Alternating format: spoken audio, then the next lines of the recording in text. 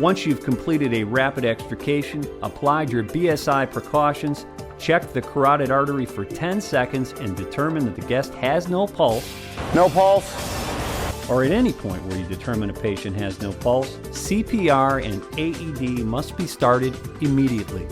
It's critical that once we realize the patient does not have a pulse, that we immediately initiate CPR, compressions, and AED care. The statistical data has shown that any delay in care of compressions and/or the AED can impact the critical outcomes for that patient in a negative manner. So we want to avoid that. When only 2 rescuers are available, initiate CPR with oxygen support through the use of an O2 port. Rescuer 1 begins chest compressions and breaths. Use the appropriate landmarks for an adult, child, or infant, applying the required compression force relative to the size and age of the guest. Rescuer 2 simultaneously prepares the guest for application of the AED. Once we realize that our patient has no pulse, it's critical that we apply the AED as rapidly as possible. We should not let CPR delay the application of the AED and/or the use of AED. Yes, we need to initiate CPR immediately, but we also need to do the AED, and AED will take priority in this instance. Remember, AED is more effective than simply doing CPR.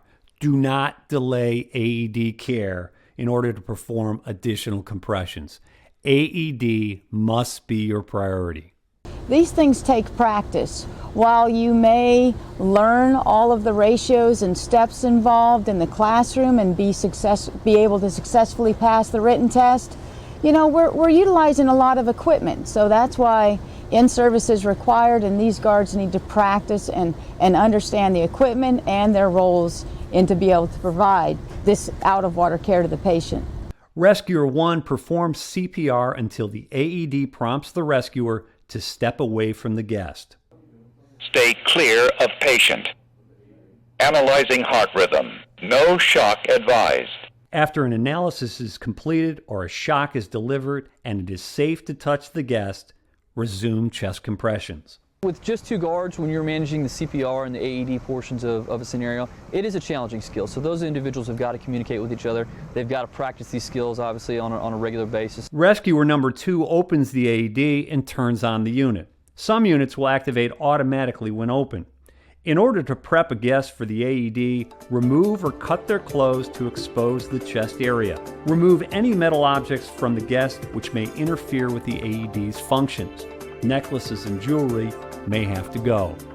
Apply the AED pads according to the manufacturer's specifications.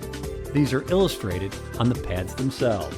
If the patient has excessive chest hair, shave the areas where the AED pads will be applied. Thoroughly dry the entire upper body to enable effective pad adhesion. Follow the AED audio prompts. Remember, CPR should continue until the AED prompts the rescuers to stand away from the guest. Stay clear of patient. Analyzing heart rhythm. If the AED prompts the rescuers to deliver a shock, Analyzing heart rhythm. Shock advised.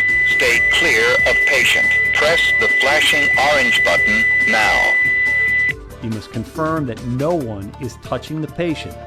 Then push the button to deliver the shock. Shock delivered. Be sure emergency medical services have been called. If the AED gives alternative care instructions No shock advised. and prompts that it is safe to touch the guest, It is safe to touch the patient. If needed, begin CPR. resume CPR. The AED will reanalyze the guest's heart every 2 minutes. Be prepared to rotate positions after each 2-minute cycle of CPR. By rotating and staying fresh, you limit fatigue and reduce the risk of ineffective compressions. The quality of the compressions diminish over time, and any one rescuer should not do more than 2 minutes of chest compressions just because the quality of that compression will diminish. Continue CPR and AED care until EMS arrives and takes over care of the guest.